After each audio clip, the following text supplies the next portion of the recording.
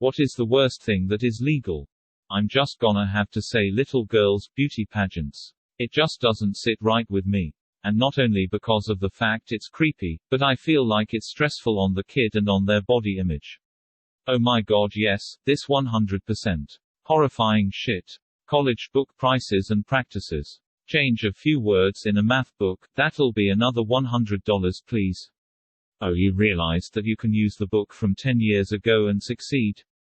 Actually, we require you get the new book. Oh, you realized you can get the book cheaper from a friend? Actually, we're doing online books now and you need the personalized code. We change it every year even though there have been no breakthroughs in this subject. Knowing the college struggle, I have no fucking clue how this is allowed to exist.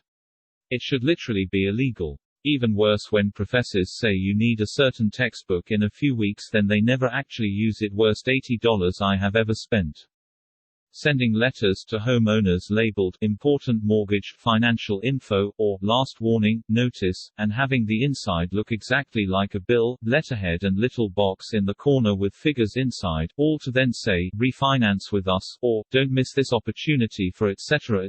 makes me heart skip every time thinking I've forgotten some critical bill until I open it. The fact car radio commercials are allowed to have police sirens or car crashes in them as a way to get your attention. As someone who survived a car crash with back damage, I shudder when those ads come on. Like, imagine how someone else who got into a much worse accident would feel. People who have been in accidents don't need a reminder of what it sounded like. The size of the X button on pop-up ads. X buttons that do nothing. Or X buttons on mobile that take you to the link anyway. God, I couldn't tell you how many times I've gotten caught in that fucking loop. What are some interesting or fun Christmas traditions you follow? My best friend and I started a tradition of celebrating Christmas Eve together. Actual day is a little loose on interpreting based on life. We switch it up each year, but we always dress up in Christmas outfits, have dinner, some kind of activity and a movie. At dinner we also exchange a book we picked for the other that we wrote a personal note inside. Then afterwards, we create a magnet for each other of our favorite photo from the night. My family has a tradition of leaving riddles on cards and guessing what the gift is before opening. We go around one by one, reading our hint out loud so everyone can guess, then open it and show the room. Ends up taking like 5 hours for everyone to get through the gifts, but it's always a fun time. This sounds really cool. It is, everyone brings their own style to it. My mom always writes some sort of poem or haiku, the grandparents word it like Jeopardy questions, my uncle packs it in some really weird box so you have no clue what it is, etc. Wife and I order from the same Chinese restaurant every Christmas Eve.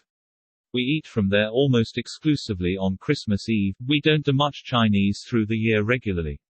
Started one Christmas Eve when we were both feeling lazy and hasn't stopped.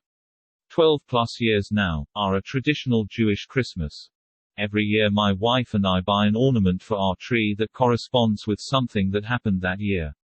So we have a tree filled with all of these weird wacky ornaments like a tennis ball. We started playing tennis that year, Swedish Chef, Europe trip, ship Captain Nutcracker, our first cruise, amongst many others. It's such a fun tradition in December to debate what we to get and then finding something. And then reliving them all when we put them up. I'm assuming this year's ornament is a roll of toilet paper. We debated that or a mask but decided we didn't want to remember that from this year. So instead we got a hiking shoe since that had been pretty much our only activity this year. I made a no toilet paper rule for our Christmas tree. Words I never thought I'd have to say. Every Christmas the kids in the house have wrapping paper put over the entrances to their rooms so they get to rip through it in the morning. It originally started as a way to keep a certain kid in when he kept coming out early and opening presents before everyone was awake. My husband's family did this too. Except they would wrap the doorway to the living room, and everyone would have to wake up, get dressed, and have a big sit-down breakfast before they could bust through the wrapping paper barrier and get to the presents.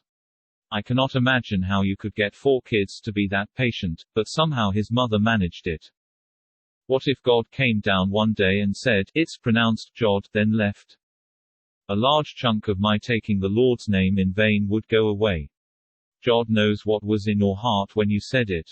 Jod damn it. For Jod's sake. Guess who's fucking Christ? Oh Jod. OMJ this thread. Oh Michael Jackson. It's pronounced Michael Jackson. Do you want a holy war? Because that's how you get a holy war. He would also say, my name isn't God, then he would pronounce his name and everyone's faces would melt. Bill Gates said, I will always choose a lazy person to do a difficult job, because a lazy person will find an easy way to do it. What's a real-life example of this? I was working as a stockboy in a supermarket, and when we had to fill the milk cooler, people would bust open a 12-pack of milk cartons and put them in one by one. On my first day I just placed the 12-pack in the cooler and cut the plastic off on one side with my box cutter and yanked it from under it, and the look of the store manager and the other employee who was training me was pure bewilderment. From that day everyone did it my way. Haha, I did this during the start of the pandemic with paper towels on an empty shelf, thanks COVID panic buyers.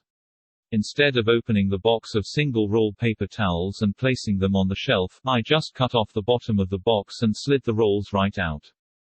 Worked as a laborer at a nursery one summer. Daily tasks included manually watering 15,000 plants each day. Put together a back-of-the-napkin plan to build an irrigation system and spent the next few weeks building it with some money from the boss. That system is still running 15 years later and does all the work now. I did automate myself out of the job and had to find another eventually. Couple years later got my engineering degree. I'm convinced engineers are inherently lazy people that will spend a disproportionate effort to make things easier. That is precisely what engineering is. My brother-in-law spent a whole summer trying to figure out how to fix his sagging deck at the lake, which he could in theory crawl under and jack it up.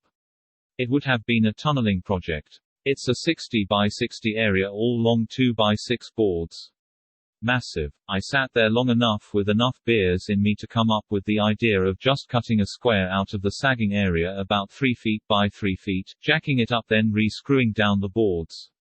He paints the thing every spring with a roller anyhow, so it's not like the square cut shows up.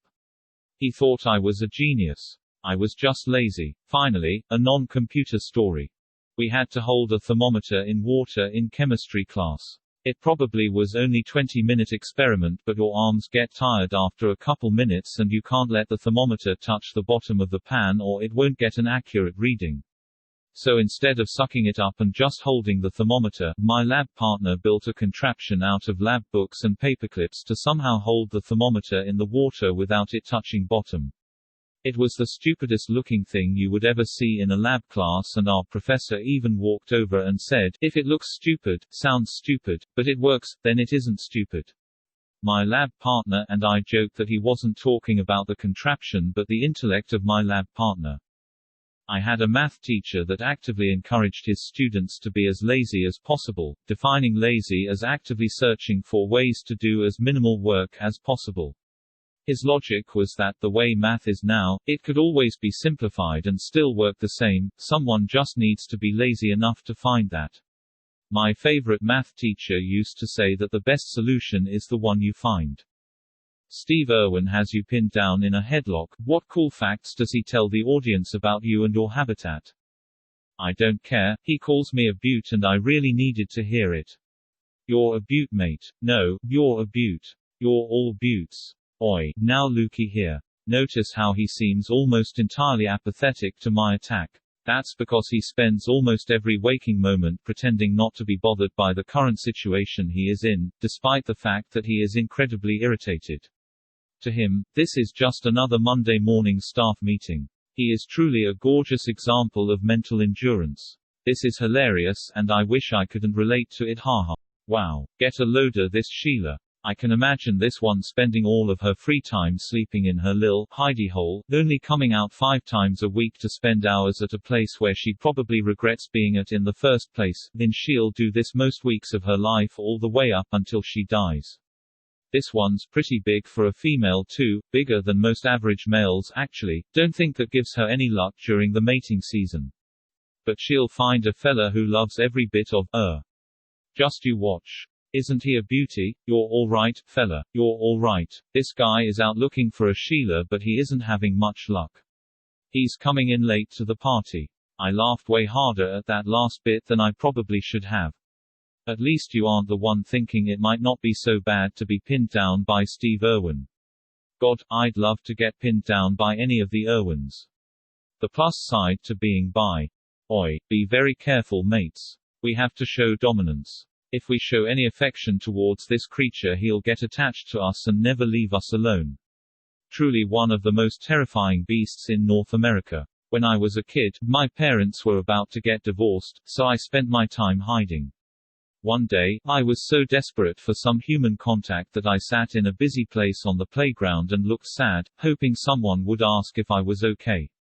I did something similar that I can't even bring myself to fully explain.